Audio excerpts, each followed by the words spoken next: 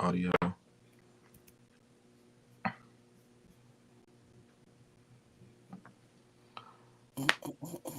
Man, what's going on? Why my shit won't connect?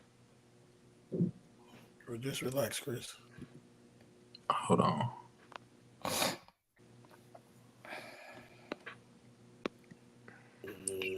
Me too.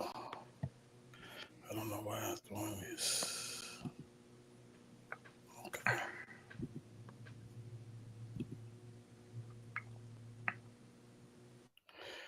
Okay. We should be live. Let me look and see. Cause I want to make sure.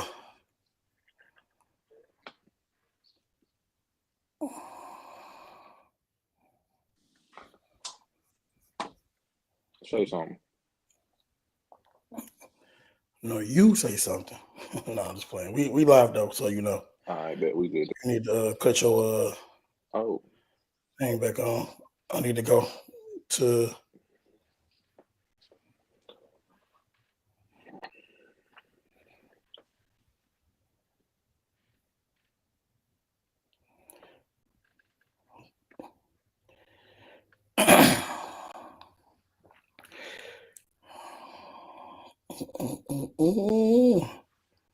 Where is? Hold up now. Instagram should be live.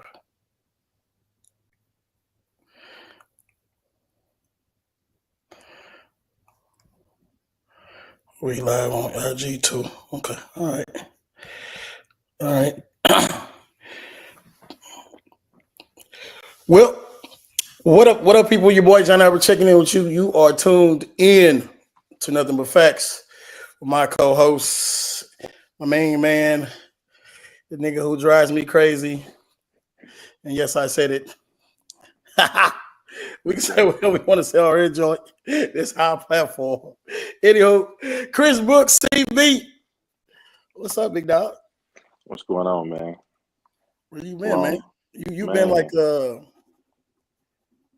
been like locked up or something, man? What's where you been? Man, life be life. Hey, what platform are we on? Where can I follow this or share this? We on everything. We on Facebook. We on Twitter. We on IG. Yeah, we on IG. You can go on my IG live. I think it's on there. It should be on there. What Facebook is it on, Mo Better? Yep. We on Twitter. Well, no, we ain't on Twitter. But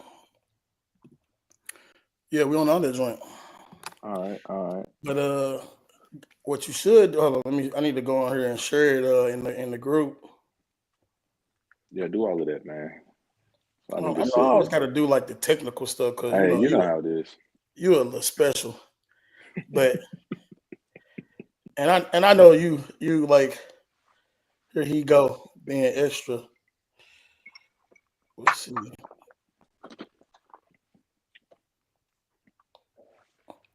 I don't know why it won't let me share yet. For some reason. Group. Anywho, I want to thank everybody for tuning in with Nothing But Facts with John Albert and Chris Brooks. We are back after a long layoff. It's been about a year and a half, I think. It was a year. It's been a year.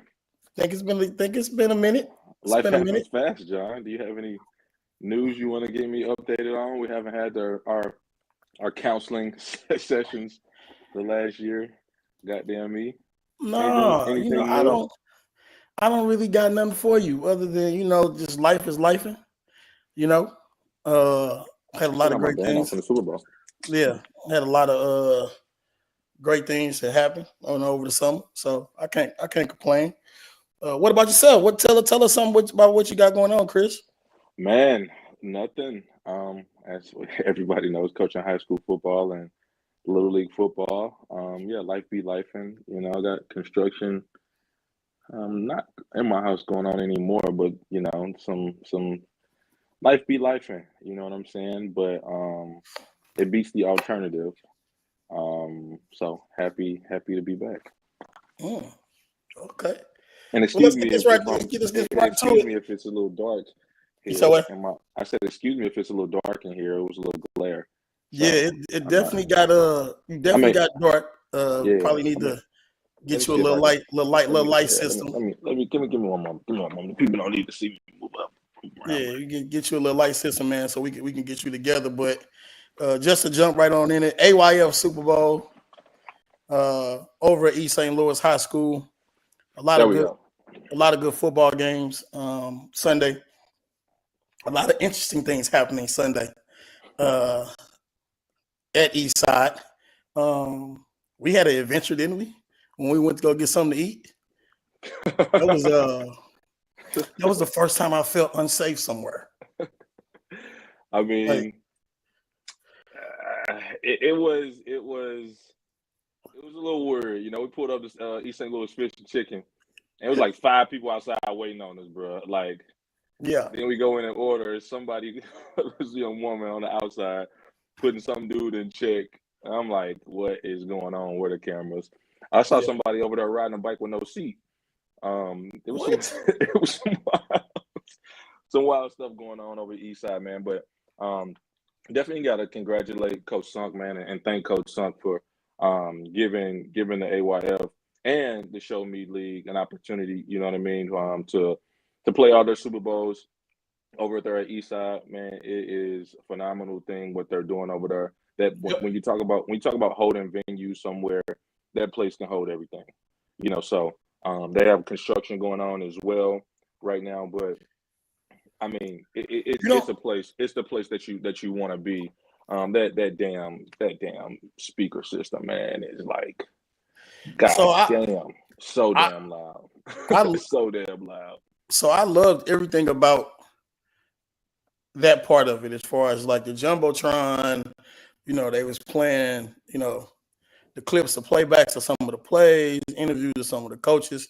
I thought that was a dope experience as far as just witnessing that. The only drawback to having it at East Side, well, it was 2 drawbacks I feel like to having it at East Side. One, to having everybody on the same side, like putting little league football teams on the same side is just it's a little rough, and because they hold like 10,000 and it's so big, you kind of miss the atmosphere of it being at a Hoover or a Dickey or maybe a smaller high school where people are a little bit more on top of you. That gives you a little bit more, probably better atmosphere as far as, you know, big plays and it being loud and things like that. But overall, I thought it was, you know, great. I thought the food line though drove me crazy. Like you know me, like I gotta eat. You know what I'm saying? I'm gonna be out there 8 hours. I gotta eat. Yeah. Get to the line. There's so many people in the line. I sat there about 20 minutes. That's when I said, you know what? I'm gonna go ahead and just go ahead to Fish and Chicken around the corner. Nah. Yeah, I mean, if that was the worst thing that we could say about it, you know, I think that is a plus. You know, I mean, they had security, they had everything in place that you know would want to see at a youth football game. It was getting a little active out there though. You know what I'm saying? Emotions running high. Teams beating teams that have never been beaten, and obviously, you know, we haven't talked about the Show Me League either. Their Super Bowl was last weekend, and again at East St. Louis. But very, very after them games, man, it kind of, man, you could cut through that thing with a knife, boy. The air was so thin, man. But again, overall, really, really, really good turnout. I mean, I guess we should just kind of dive into some of those games, John. Do you have it pulled up? I can actually pull it up for that matter. I don't have all the scores, like as far as D2 and all of that, but just to recap of the Sunday games, 7U to Future and TTG 32-6. I believe that's winning their their second Super Bowl in a row.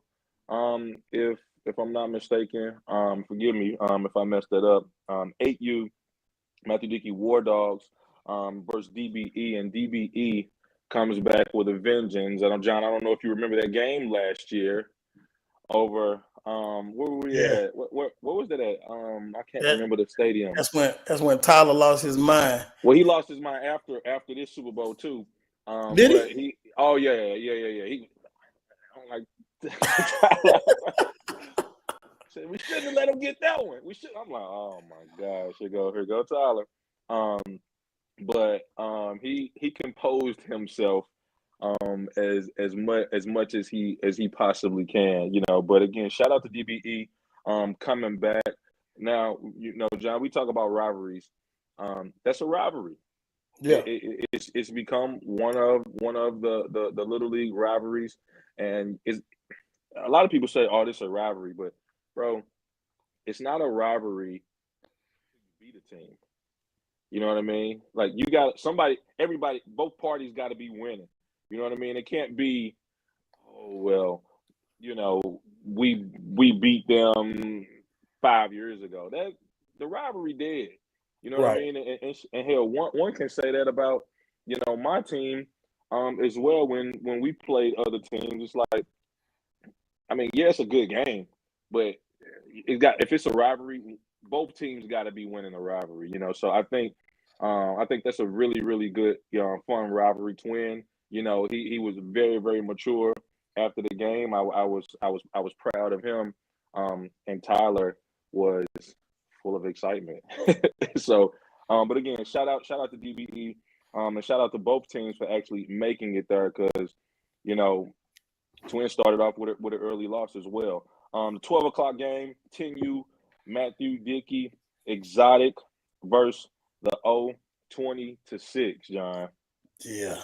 And we watched that game front center. Yeah. I got some stuff to say about that. The crazy part about the game is the O controlled it for 3/4. Literally. I mean, Exotic didn't get a first down. I don't think, maybe one or two, maybe. I think it was might have been one. But then the fourth quarter came and all the fireworks singing started to happen back to back. I know Lil Josh was number one, right? Yeah. I think he had a 70-yard run or 65 or 70-yard run that popped, and it was just like, okay, you know, and they tied 6-6, and then the O comes right back. You know what I'm saying? And answers maybe like five or six plays later off it wasn't even a jet sweep. It was a jet sweep. No, it wasn't a jet sweep. They had a guy getting a jet going in motion, and he just, you know, but it wasn't a jet sweep or whatever. But tomato. Yeah, that's right. At the end of the day, he scored. And so looking at it, it was like, oh, damn. And then they come back again and they have a good kickoff and they get the ball back inside their 20 or inside their 10. And then Exotic is going backwards at that point. You got a punt. They punt the ball. The O gets the ball right back again inside the 10 and they score again. This is the first time I've probably ever seen a Ray Merriweather team offense look this bad. And they got a lot of weapons. You know what I'm saying? Like, I feel like they got 2 or 3 kids that's back there that could, you know, pop one at any moment, but the wishbone ain't gonna get it. Like, like the old school offense. And I know how some people will look at it and be like, I could run the wishbone and get some stuff popping. I hear you. I hear you. STL Elite. Hold on. STL Elite last year when stuff kind of got away and they needed to get back home, what would they run? I get it. I did so what I'm not saying is you can't every now and then have that mixed in your offense, but that can't be your base at all. I'm staying out of that argument. You stand out of it because you know I'm right. Because if I was wrong, you'd be like, "Boy said I'm drinking wine." Yeah, no, but that can't be your base offense. When I feel like you have what you have as far as the talent, you know what I'm saying? Like you got Lil Marshawn, you got Lil Josh, You got probably two of the most electric backs in that age. You know what I'm saying? Don't get it twisted. The O got 2 or 3 kids that's like that in the backfield also. But let Josh in the open field. Like, you know what I'm saying? So running the wishbone for kids that are not as big in between the tackles the whole game, like that's just not running 31 dive and running 41 dive and 42 dive. Like, come on, bro. A quickie left, quickie right. Those days are like far and few in between now. So like it's time to move on from the wishbone. I would say this. I think you can run all of that still, some of that same stuff, you know what I'm saying, in the spread. They clowning me in the comments, bro. What they say? Come on, I'm drinking Boone's. Boone's Strong wine. No, but I'm just saying, like, I think you still can do that, but I think you can do it out of the spread and you just have a bunch of different formations with some of the same similar plays instead of a setup. But okay, you got to be able to give teams a different look. So John, when you're right, you're right. And, you know, I started my youth when I came back to St. Louis. My son was playing for Ray, and I started coaching with Ray, right? And we were running the wishbone. And I said to my dad, I'm like, hey, there got to be some kind of, we can't just keep running this, you know what I mean? And he was a little reluctant. So what I started doing was when I got the opportunity to call plays, I ran exactly what he was running, but I started putting the 2 tight ends out, right? Because now, if I get somebody out there now, those corners got to come up, they got to try to get off a block. These guys gonna get in their way, at least, you know what I mean? But then it also afforded the opportunity to be able to just throw quick zeros out to a wide receiver in space. Do you know how hard it is for a 10-year-old to come up at corner and tackle somebody? So, you know, I do believe you can run it.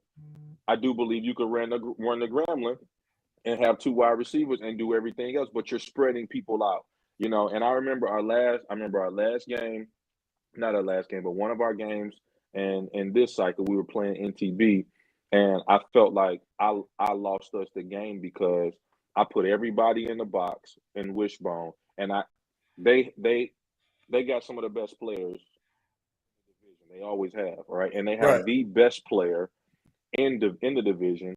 We all right here in this box. Well, he just gonna run and make every play.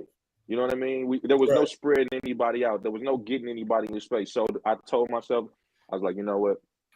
We spreading this thing out, and it just causes a defense to have to play the whole field. You know, and I can't comment too much about, you know, what they should do. Why are you smiling, bro? Because that's out of respect for the Silver Fox. We both have a level of, so certain things we just, because yeah, but I mean, I'm just not. I can't count on it because I can't comment on it because I don't coach over there. You know what I mean? And it's hard. It's hard saying what you would do or what you should do when you don't know. When you're in the bleachers.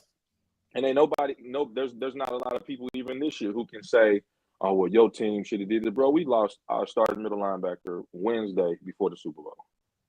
Like, we were losing. So I don't know. You know what I'm saying? So that's what I'm saying. I can't comment on it because I don't know what that team, what's been going on, who's been coming to prep. I can't comment on none of that. And I think, you know, sometimes it's just a little difficult. But I will agree with you.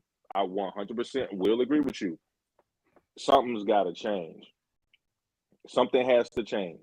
They got some backs that people don't even really know about that can, you know what I'm saying, give them something. You know what I mean? Obviously, you know, the ones, you know, Marshawn, Lil Josh, you know, 10. I mean, they got some guys over there, and that team looks a lot different than what it did years past. Now, you know, and we can also raise the question again, John, is this a rivalry? So it's a rivalry because they won one Super Bowl, or now and I ain't gonna lie to you, boy, they won. Shout out to the O. They won, and they've been clowning on Facebook all day. I mean, man, I talked to Kendall after the game. He was like, Chris, I just had to get one. Yeah. And you know, and those come on, bro. like, bro. Again, we talking I about do, the I do, offense. I That do offense appreciate has it. won. That offense has won all those Super Bowls. And if we being completely honest, we can say what we want. They wasn't blocking out there either. They wasn't blocking on offense Oh because no, it was Olay. the play It that was Josh Olay. scored on. Yeah. They blitzed the backside linebacker 2 times in a row. That time that Josh scored, he just kind of got tripped up, or Josh would have got tackled in the backfield.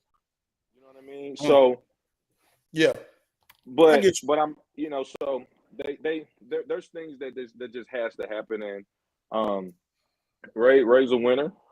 I mean, he's proven that he's a winner.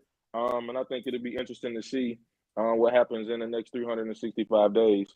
There in 10U, which would be 11U at that point, and we forget about the craziest kid on the team, Rah. Right. You know what I mean? We didn't even say Rah. You know what I mean? So they have more than enough to be able to redeem themselves and come back and win another Super Bowl. No, I agree with that. I agree with that. You are listening and tuned in to Nothing But Facts with John Albert and Chris Brooks. Moving right along to STL Elite and NTV. You gonna skip over? You gonna skip over? Well, 11 was D2. Is that why you skipping over? You ain't doing the D2, the D. Hey, listen, it's on you, dog. I'll say this. I love Rufus. Shout out to my dog Rufus. I listen, because I want no smoke from Rufus. So I love Rufus. They won, but right now we kind of like a hot ticket right now. We're talking about the hot tickets.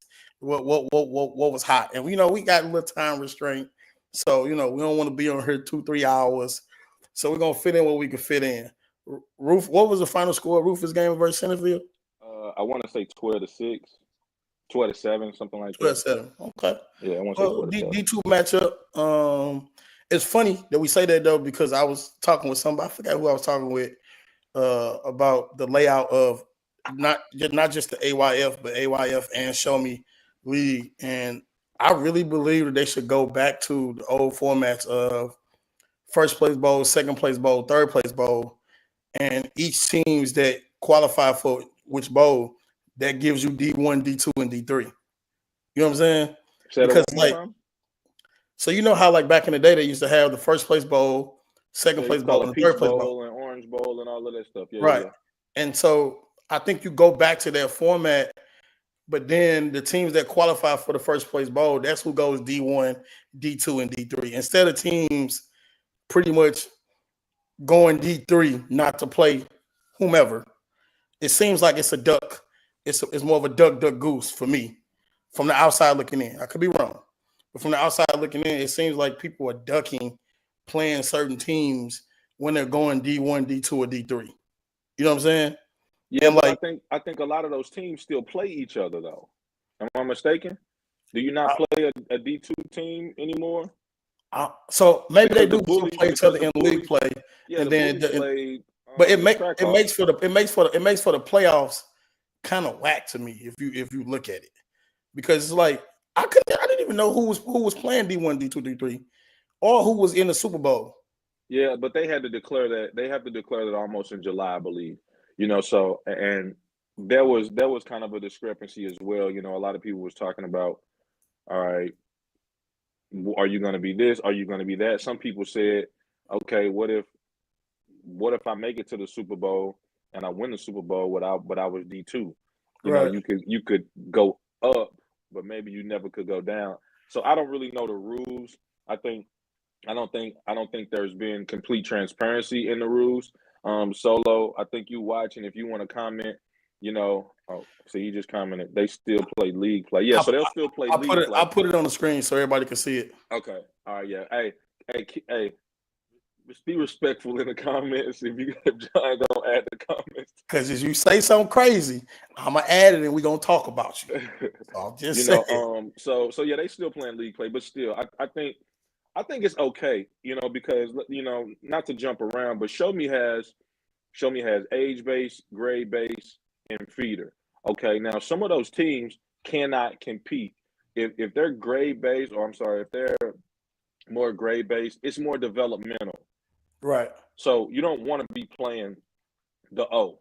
Now, maybe in a few years they reevaluate year to year. Let's just say your team is using basically the developmental league, and Right. y'all beating people 35-0. Well, you don't need to be in a developmental league, and I think Kyle Nunn is kind of over the grade based side of the show me. And I apologize if I'm saying this wrong, but I think those things are put in place to be able to help developmental teams and still be able to give kids an opportunity to play football. Now, when we talk about D1, D2, D3, maybe that's kind of the same thing, though. You know what I mean? Right. But some people gonna say you ducking, but if you know you can't compete, I don't really think there's anything wrong with you going D2 or even going D3. Now, if you go D3 and you're beating the hell out of everybody, you need to, you know what I'm saying? You need to go find some smoke. You know what I mean? Don't just be doing it just to say you got a ring. You know you know what I mean? Right. Let's have a little bit of humility and put those babies in a little bit more of a competitive league. But shout out to my dog Rufus. Swack, as he liked to call me. he I'm said not gonna go. I'm not gonna you go went over to the SWAC. Yeah, he said I went over to the SWAC. I gotta take SEC off of our uniforms. If you're What listening, up? What up, Coach D? I'm sorry, Coach D said I missed Cyberg. We're gonna get back out to Cyberg though. We're gonna get back out there once we get our technical team together, and we can do this show without all the noise background. I think it works better professionally when we're trying to cut up reels and things like that for this part of it. But if you're listening and tuned in, you're listening to Nothing But Facts with John Albert and my main man co-host Chris Brooks, STL Elite NTB. Trackhawks. Sorry about that. Yeah, Trackhawks. Trackhawks. But even with the Trackhawks, I mean, shout out to EOL for stepping up and playing the game. Just to give the Trackhawks a game, they hadn't played a game in 2 to 3 weeks. Not going to spend much time on that at all. Actually, I'm just being real. Like, I kind of want to get to the STL Elite and NTB game that it finished in 12-0. And those 12 points were scored in the first quarter, I believe. And they played scoreless football there for second quarter and third quarter. And then by the time it got to the fourth, it got a little ugly, Chris. You want to shed a little light on that? I mean, I think a lot of people, kind of already knew what the situation was before the game was even played, and I do think the coaches had conversations with their kids about being respectful and playing a clean game and allowing it to happen between the white lines. But those kids know each other really, really well. Those kids won Super Bowls together, and I just think the emotions got the best of both teams. And I think when, the tackle happened on the sideline, I don't know, it just everything was kind of going in slow motion. You know what I mean? And it was just like, is this really happening right now? Like this, and I just think, it got a little out of hand.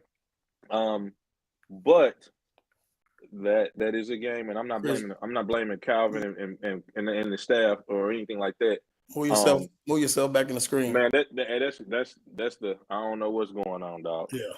I don't know what's going on. Your head too big, but go ahead. Damn.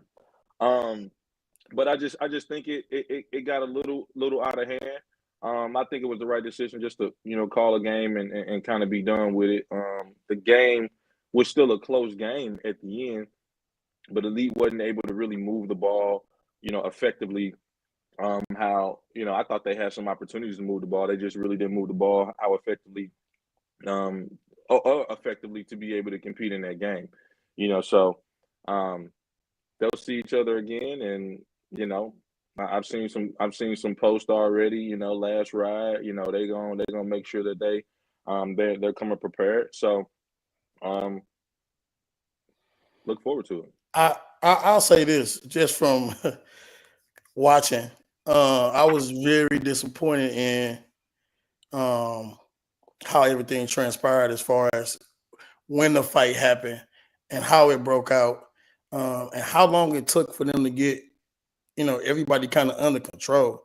I will give the refs a little credit as far as them trying to break things up. I saw Calvin in there, saying pulling kids apart and stopping coaches, and I did see coaches, getting apart. And I for the most part, for me being far away, I didn't see any coaches too much going at it. I will say that I think over half the game, STL Elite coaching staff, and I'm gonna say staff, I'm not gonna really pick on one person, spent too much time fussing and yelling at the refs and being on the field.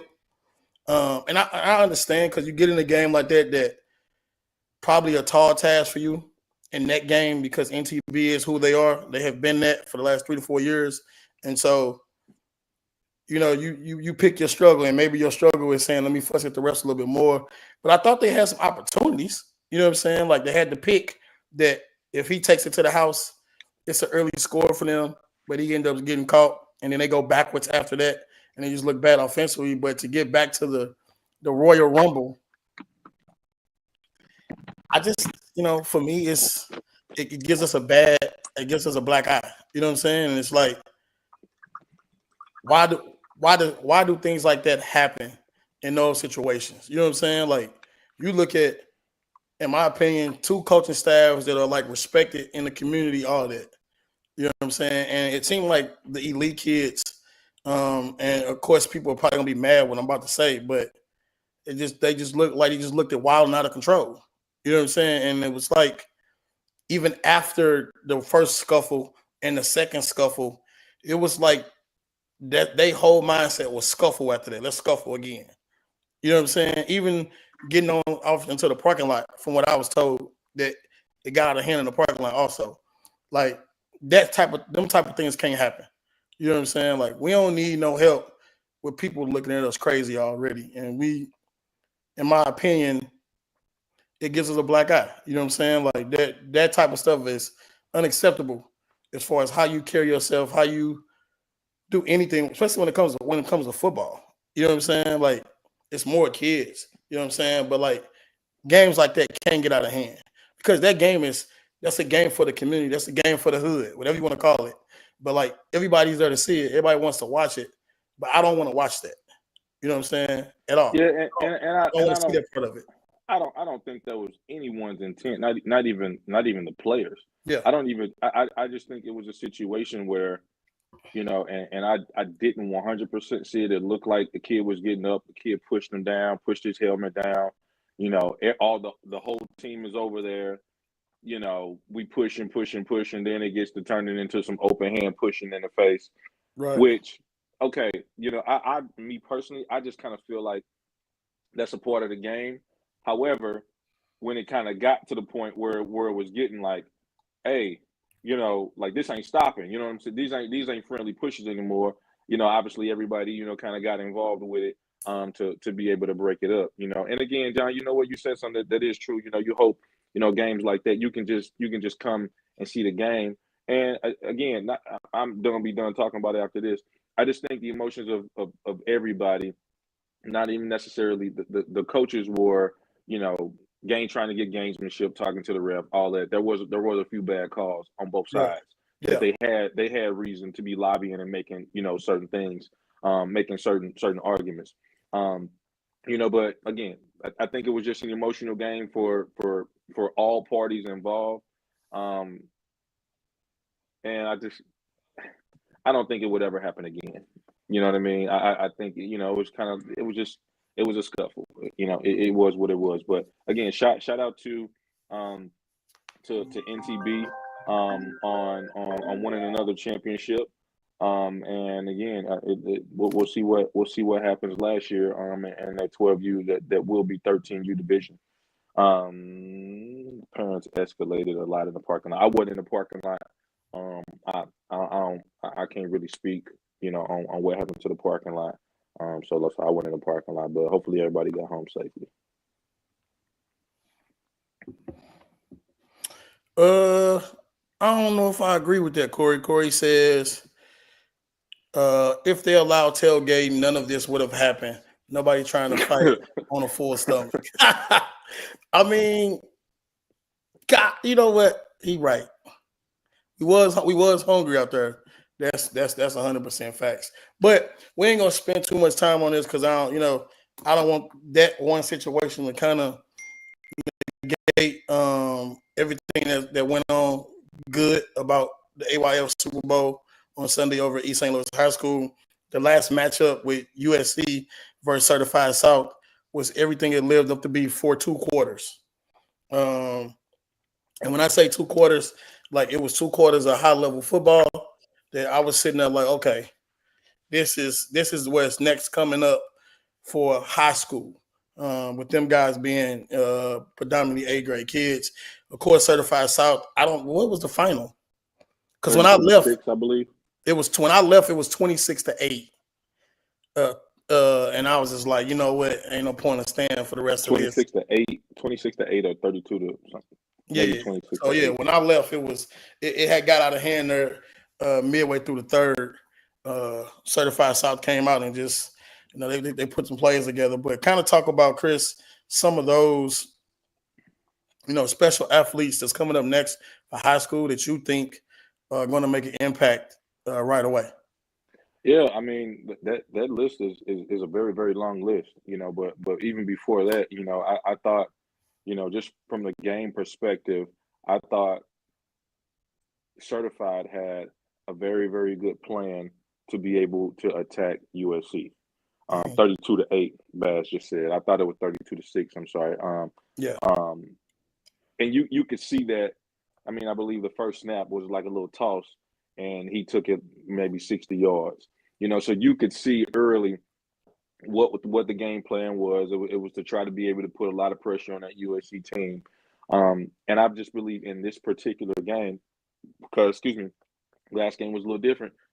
There was touchdowns called back in the last game by Certified as well. But I think this game just, I don't know what it was, but you could just tell that one team was woke and another team wasn't. You know what I mean? Yeah. You could just really, really tell, like, one team was just, they showed up to play, and the other team was kind of trying to wake up out of bed, trying to be able to get things going. Some players that typically make plays for USC, we just didn't see certain plays. We didn't see certain things from that team, and unfortunately for Coach Jeff, and I think you don't want to go out like that. You know what I mean? I think the success that Jeff has had throughout all of his cycles, let alone this one, they just one of those where you're like, damn, I wish I wouldn't have finished. We wouldn't have finished like that. And Jeff is my boy, but he went out with getting a whooping. Because I ain't gonna lie to you, it turned out 32-8 is a whooping. Yeah, I mean, it is. You do get beat up. You know what I mean? But I don't think, in the smallest sense, you can judge Coach Jeff off of one game by any means. Because he was handing out oops upside your heads. The first year where he started this cycle, we was actually his second year. We were 5 and they were 6, and they went oops upside our head. You know what I mean? So again, I just think it was one of those games where Certified showed up to play, and that's not to take anything away from Certified. You know what I mean? Their coaches did a great job, coming up with a game plan. They were attacking down the field. Their wide receivers made some plays down the field. Had two touchdowns by Samarion Gardner. You had a touchdown by, dang it, I forget his name. But you could see again that one team showed up, was woke, was dialed in to play, and you could see that another team just wasn't on this particular day. So you can't win them all. But I would say this, if those two teams played next week, USC could easily, I'm not gonna say easy like that, but USC could win the game. You know what I mean? Two talented teams with surrounded by some really, really good coaches as well, man. And when you talk about games for the city, that was definitely one of them as well. Everybody, if you're paying attention to youth football in the St. Louis metro area, you wanted to be at that game. You wanted to see it live. You wanted to be able to watch a stream just to say that you were able to see that game. It's one of those games that you're going to be talking about in 5-7 years, like, oh, you remember that Super Bowl, da da da da da. Shout out to both of those organizations, and obviously, Yep. shout out to Certified for going ahead and pulling it out on their last ride. I'm not sure if they're going to AYF or if they're going to try to go to YNC, but they combined this team with Southside 2 years ago. They got the talent, man. They So got the talent. do you know which is going to which? I don't know. I don't know. I don't know if it's even been discussed. But I'm not sure. I would like to see Certified go to YNC, but I don't know if they have enough depth in the trenches. Because And that matters. that game is won, and with the offensive lineman and defensive lineman skill wise, they have all the skill to be able to match up with anybody around the country, and they have some linemen where they can match up around the country as well. But I'm saying the depth. How many of that position in the Right. trenches do you have? Do you have two linemen, that you can substitute in and Corley out? say they're going to Pop Warner. He said they're going to Pop Warner. I think he's probably trolling. Oh, okay. Because I ain't heard about Pop Warner in a minute. He's just trolling right now. But I think one, if they go AYF, I really think that they put themselves in a position where they could potentially win it.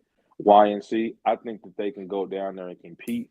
My question is the depth, and that's not saying coaching or Right. anything. If you know football, getting those guys in the trenches, man. You just put it on the screen. We're going Pop Warner. Getting those guys, making sure you have enough guys in the trenches, because again, skill wise, they can match up skill wise, and the guys that they have in their trenches, they can match up. But it becomes a question down there: how long you're playing? A game every other day. It is hot in Florida. You know what I mean? So, and other teams are stacking their rosters with Right. with guys in the trenches to be able to come out victorious. You know how they go. So. If you're listening and tuned in, you are listening to John Albert Nothing But Facts with my co-host Chris Brooks. College football playoffs. Man, oh man. It's something shaping up to be good. It's looking like it's going to be a real race for the top 12 teams. What you think? What you thinking, Chris? Like I'm looking. The AP polls came out, you know what I'm saying, yesterday, and just from looking at it, it's some teams I feel like that's in there right now that's not gonna make it. I think that's always the case. You know what I mean? There's always some teams who you think is going to be in it, and they just fall short. For instance, my Florida State Seminoles. Trash. Like, hey, chill out with the trash comment. You just could have. Bro, they trash, bro. Come on, bro. They ain't been this bad ever. It's not a good year for us. It's not a good year for us. But just to kind of talk about, on the top 25 here in week 12, you got Oregon. They're at number 1. OSU, Ohio State at number 2. They won. Texas at number 3. Penn State at number 4. Indiana, who's 10-0. All right, I think that should be a very, very big discussion on why they're not a little bit higher, because they are ascending. Tennessee at 8-1, BYU at 9-0. I'm not really convinced about this 9-0 BYU team. Notre Dame 8-1, Alabama 7-2.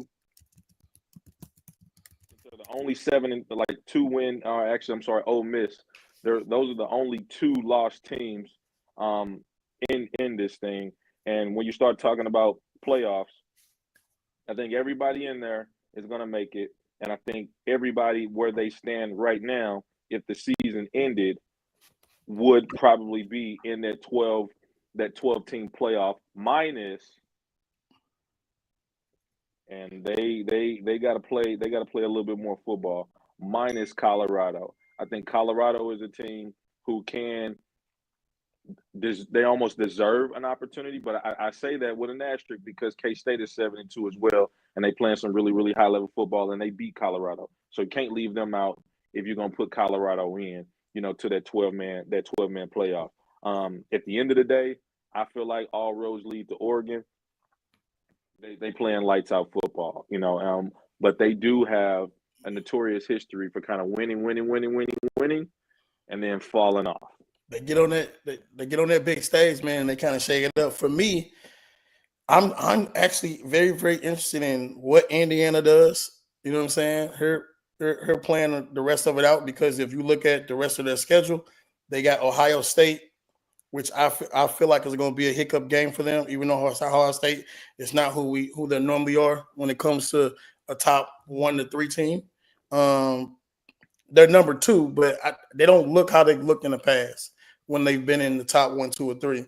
And then they finish out with Purdue, which I think is going to be a blowout win. So Indiana is going to be a sure end of getting in. I'm interested to look to see what Tennessee does, though, and how they play out with Georgia left, UTEP, and then a trip-up game in Vanderbilt, who's had a very, very solid season.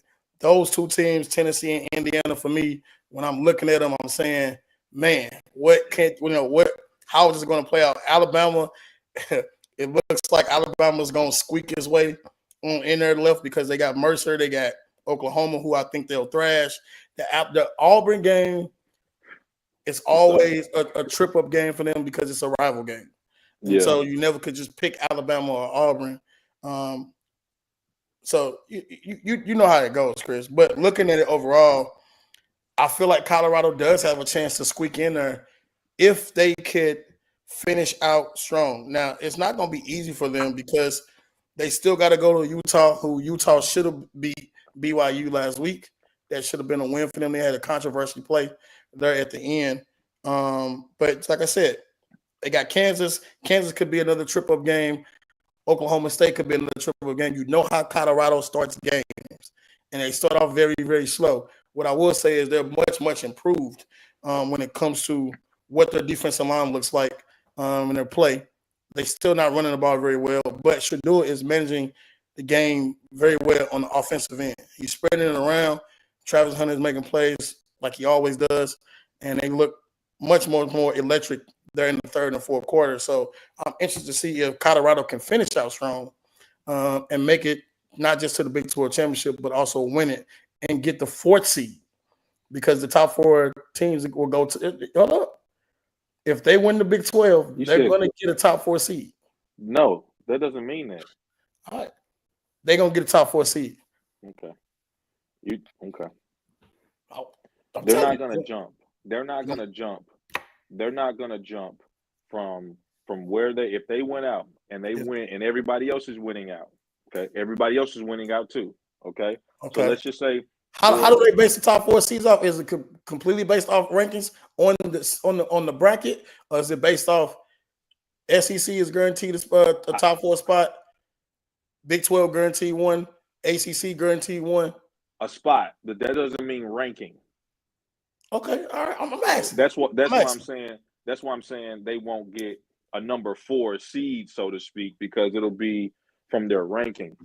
And that's still a long shot, you know what I mean? And I think a lot of people are talking about this simply because of where they came from. You know, there's a lot of hype behind Colorado, but Colorado still has a lot to prove.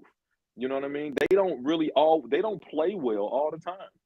Now they're playing way better. You know what I mean? Because since the Nebraska game, they have been electric. Since the Nebraska game, they had. Don't get it twisted. They had a trip up against, K-State, in which, in my opinion, if they don't lose their top 3 players, they beat K-State and they only got really 1 loss. And they're really probably at that point, they're probably a top 12 team right now if they don't lose to K-State when they had 3 of their better players get hurt. So it's based off. So it's based off conference champions. They lost to Nebraska, bro. They almost lost to North Dakota State. Now, I know a lot of people is going to say, hold on, did they not? Oh, come on, Chris. Don't do that. The score was 31-26. Okay. All right. For North Dakota State, the first game of the year. Now, I know a wise man gonna say, if you won by a point, you won. I 100% get that. But when you start looking at strength of schedule, how they're playing certain opponents, I think it's still going to be tough for them to get in unless if they don't win the Big 12, they don't get in. So I was correct in what I was saying too. If you are a conference champion, you get a bye. You didn't say that. You didn't say it. You didn't ask. You said if you. I said if they win out and win the Big 12 championship, that would mean they would be the conference champions, bro. Yeah, but I don't believe. I don't know that to be true that they won the Big 12 championship. You were talking about rankings also.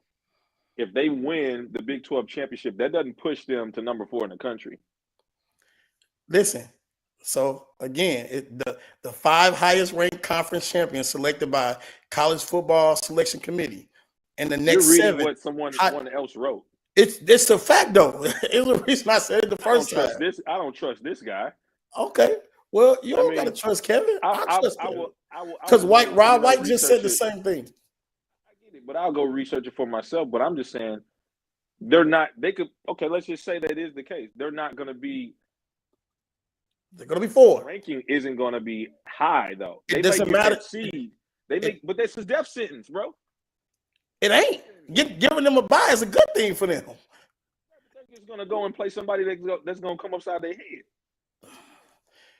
head. Okay, even if they would have squeaked in and this wasn't the case, and they squeaked in at 12.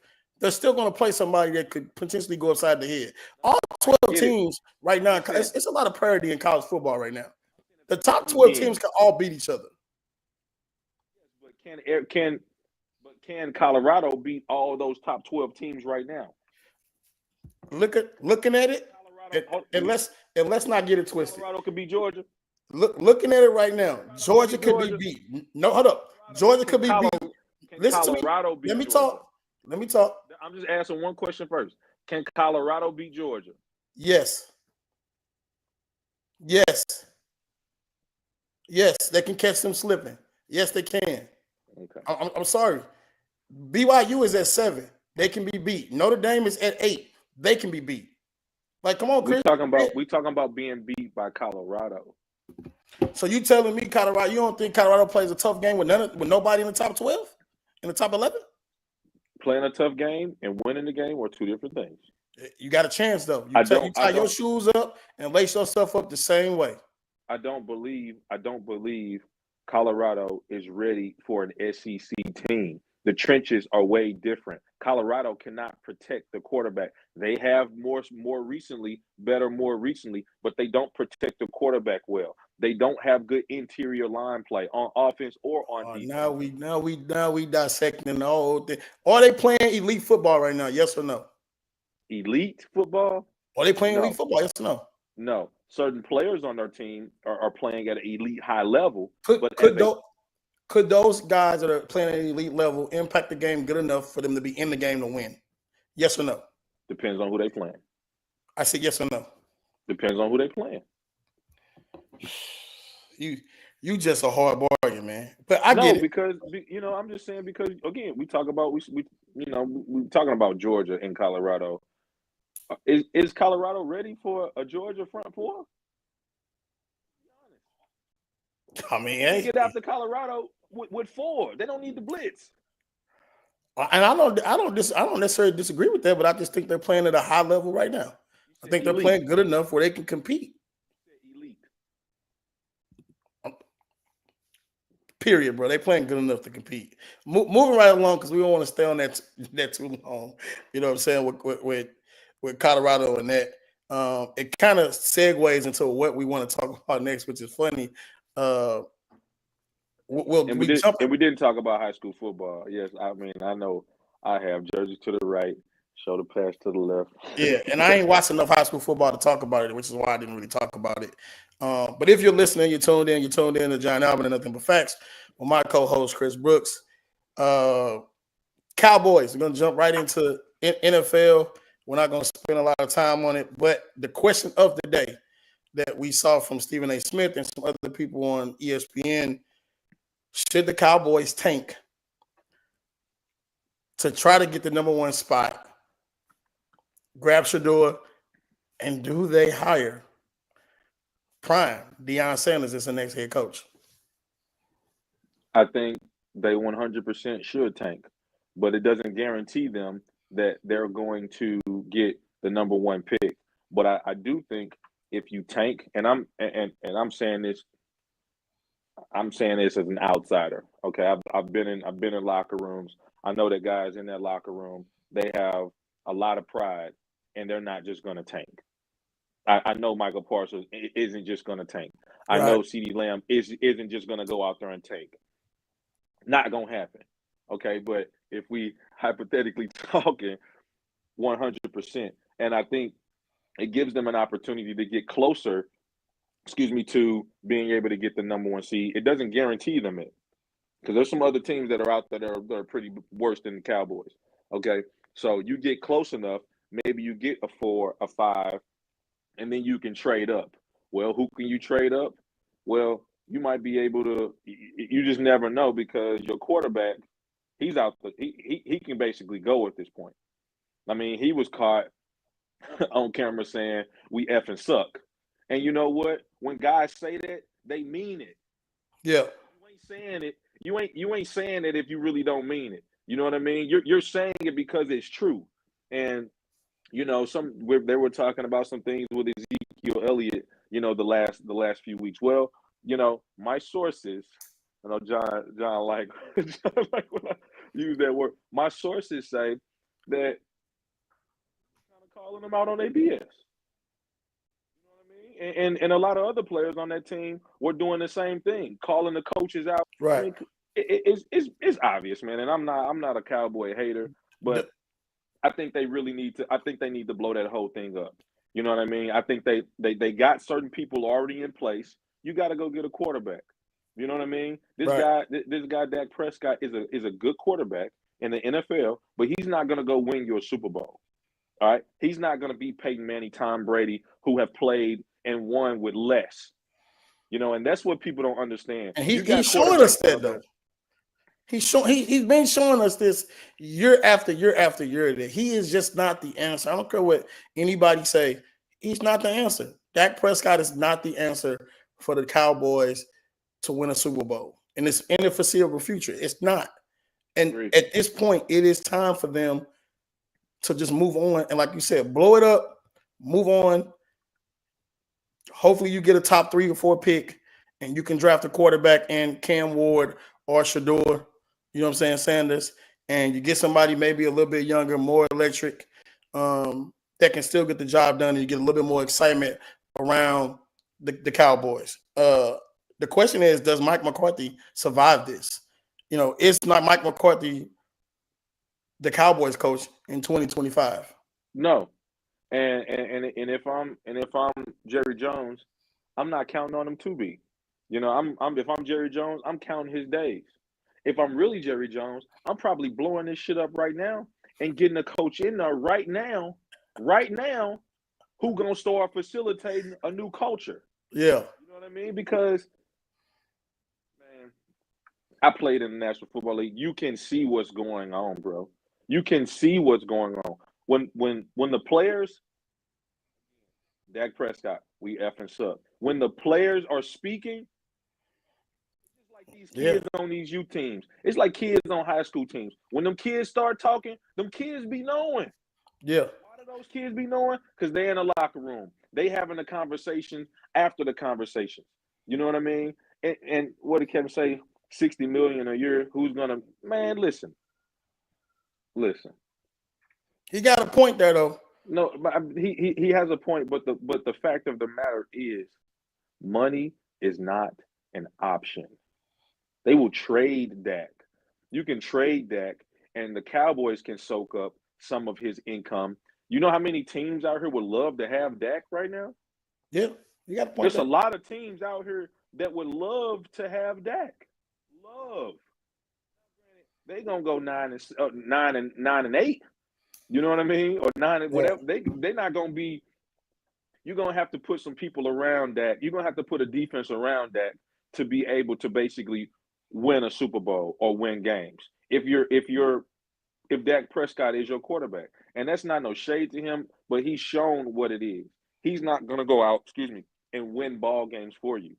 He has players around him who can, but he's not going to go out and do that. Like, people don't understand what that actually take. It means throwing a football to wide receivers right in their chest, so they have no choice but to catch the ball. You know, it's a whole lot of things that go into play the elite quarterbacks. You're seeing it with a lot of elite young quarterbacks in the National Football League right now that are playing at a higher level than Dak Prescott. Don't Hey say he's man, in the league anymore. solo on your bumper. Not worried about Solomon. That's my dog. Solomon on your bumper. What do you think the temperature is like in that Cowboys locker room right now? I think it's on 10. I think 100% is on 10. I don't think guys want to play for this guy.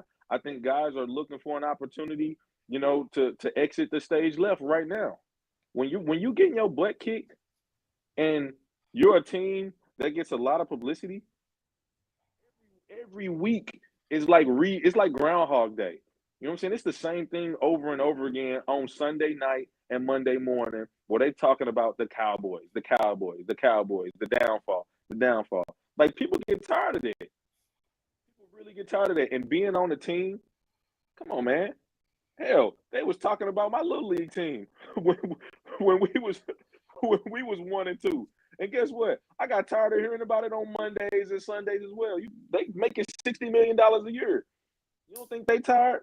Man, guys is looking for a way out. The guys is looking for a way to be able to get to Cancun. Now, you got guys who gonna play, but at the end of the day, they're saying, all right, 3 more weeks, 4 more weeks, 5 more weeks, or however many more weeks it is, so they can get to wherever they're going. They can be with their family and regroup, and they can get the right guy in. If I'm Jerry Jones, there's no way you don't go look and speak with Bill Belichick, because he's botched this whole thing. He's botched the whole thing. He had an opportunity to sign Derrick Henry. Derrick Henry trains in Houston. He trains in Houston, 2 or 3 hours away. He wanted to, and he was going to get him at a discount. He botched so many things. This dude went on TV and said that last year they had players who were better players than the guys that were playing, and wait to see what was going to happen this year. Dude, if you're not playing the best players, bro, you're stupid. You're stupid. I don't care what level you are on. If you're not playing the best players, you're stupid. You're talking about a guy who, America's team, blow the whole thing up, get a new quarterback, get a new coach, change the culture, and Jerry Jones got to step out of the way and allow somebody else to be able to be general manager and manage that team. But it's not going to happen until he dies, because he won't give up that reins, because he feels like he's the one who won those Super Bowls back in the day. It wasn't him, but listen, man. Jerry Jones. I mean, he ain't threw a pass yet. Yeah, he ain't threw a pass. He ain't made a tackle. He ain't kicked a field goal. I don't understand. I don't even know why he is still the What is he? The GM, president, CEO. Won't you just be the CEO and sit back and chill and be the owner? Just chill.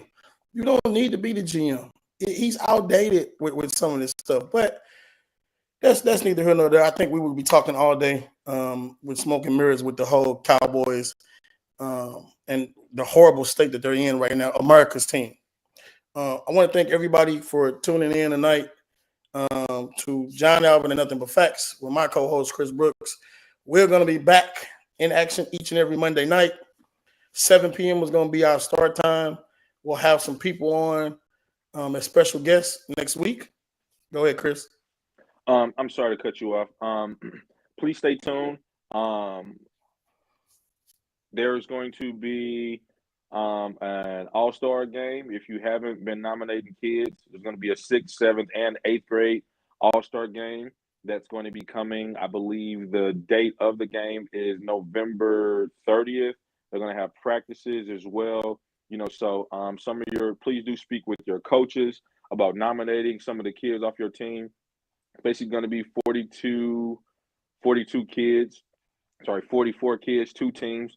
I don't know what the full, scope of it is going to be, but it's going to be something local here that Greg Wayne and his staff are trying to build. I think it's going to be something great for the community. Now, look, don't be that parent if your kid don't get nominated.